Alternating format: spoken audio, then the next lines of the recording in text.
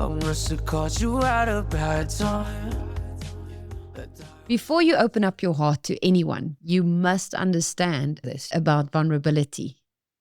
Because if you get vulnerability wrong, it can actually destroy connection instead of deepening it. All openness is not necessarily true vulnerability. Most people share too much too soon, and then they confuse emotional exposure with emotional connection. And then they wonder why it all falls apart at the end. Today we're going to unpack what real vulnerability is, why it often leads to pain instead of connection.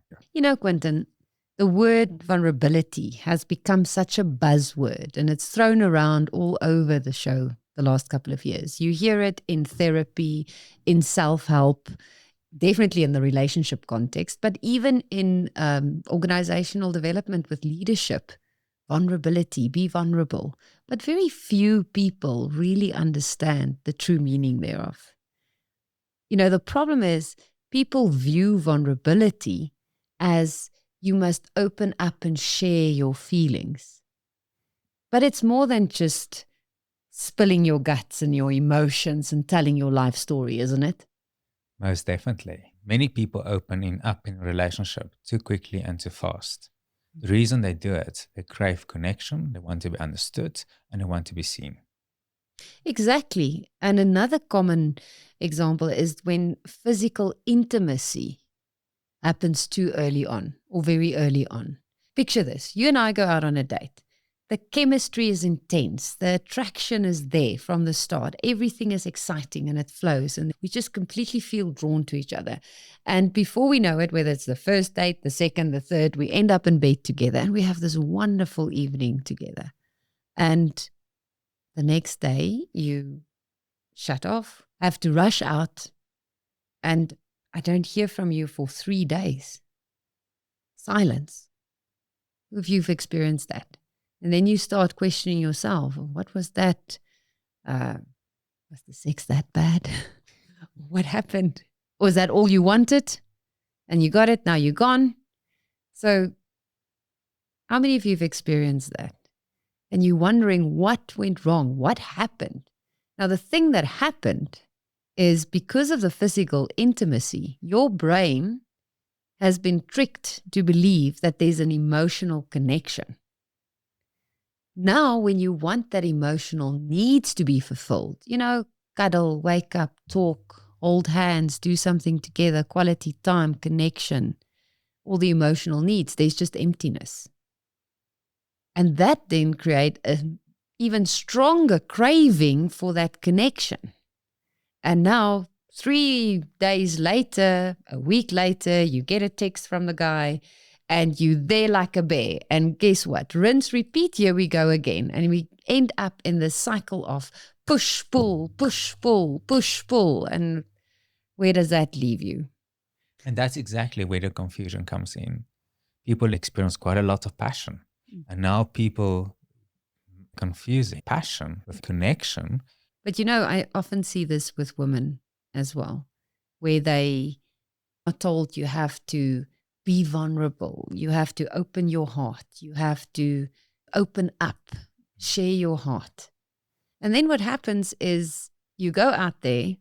So again, imagine you are dating and it's the early stages, and now you show up with your whole emotional being and you share the depths of your soul with this person before they've actually earned the right to that depth. And then the guy runs away.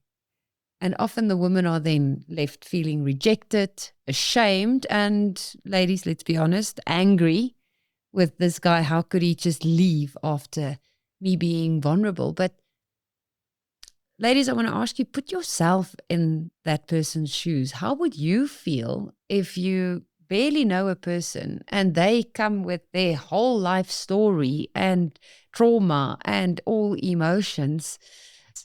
You know, what I hear so often is, this is me, this is my emotions, and if he can't handle it, he's not the guy for me.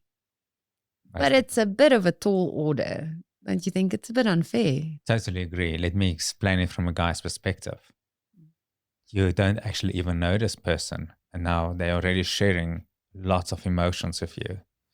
Many times in the guy's world, we battle even to deal with our own emotions. But now you're oversharing your emotions with me.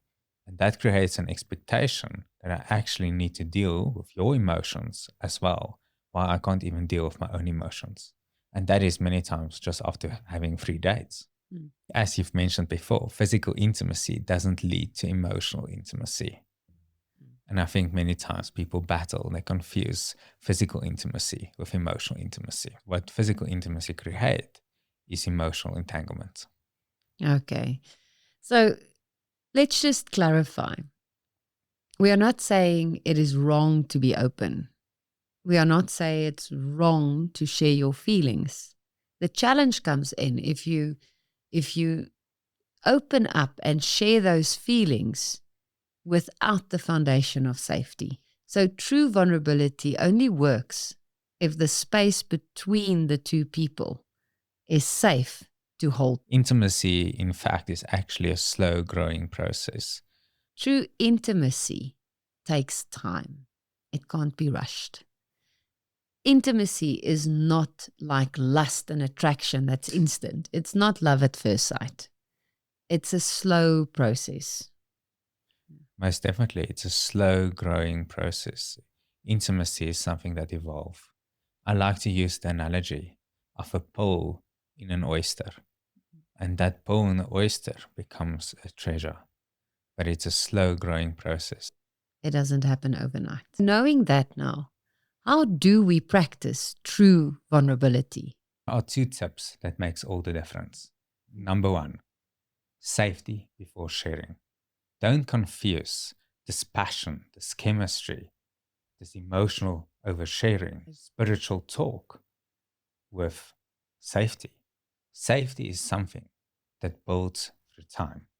Safety gets measured with consistency and empathy. So wait, let me understand this. So I meet this guy. He's hot, he's intelligent, he's got a stable job, and the conversation just flow, and there's something special about us and him, and there's this magical connection. And, feel like we've got this soul connection. It makes me feel comfortable enough that I want to share, and I want to be close to him and share and be vulnerable. But what you're saying is I must hold back. Let me give it some more context. If you go on a first date, you actually want the person to like you, right? Yes, of course. Therefore, you automatically put your best foot forward. Yes. Of course, it's human. And he or she is also putting automatically their best foot forward. A human being exists out of many facets. Therefore, a human being is far more complex. You can't know a person after a couple of days, weeks, or months. Okay, so am I hearing you correctly? I can feel the excitement. I can feel the chemistry and the attraction and flow with it. But I must hold on a little bit longer to that vulnerable inner belly of mine. Yes, your vulnerability is like a precious pearl. It's your own life experiences, your own feelings, your own emotions, your own wounds. You're not going to share it just with someone, that precious pearl, that treasure, with someone just because there's a connection. It's so easy to lose yourself in that passion, that chemistry, that you actually miss possible red flags. The second tip is to build emotional awareness. You can't really be safe with another if you're not even connected to your own inner world. And to be connected to your own inner world, you need to understand your own wounds. You need to understand your own pain. You need to understand your own triggers. So in other words, vulnerability without self-awareness is actually just self-exposure.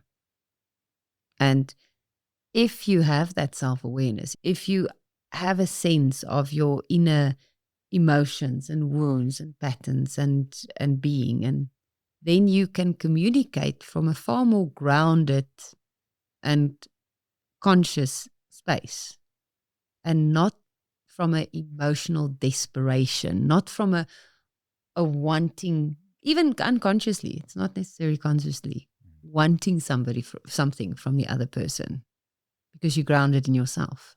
Is that what you're saying? That's exactly what I'm saying. I usually have a saying that says, you can only hold for another what you can hold for yourself. You can only sit with someone's pain to the degree you can sit with your own pain. So emotional intimacy, that deep soul connection, grows when both people are doing the inner work. It's not instant. It's not like lust and attraction. That's instant. This takes time. So if you are someone that opens up too quickly and then get hurt and feel unseen, remember this. Vulnerability is not exposure. It is connection through safety and awareness.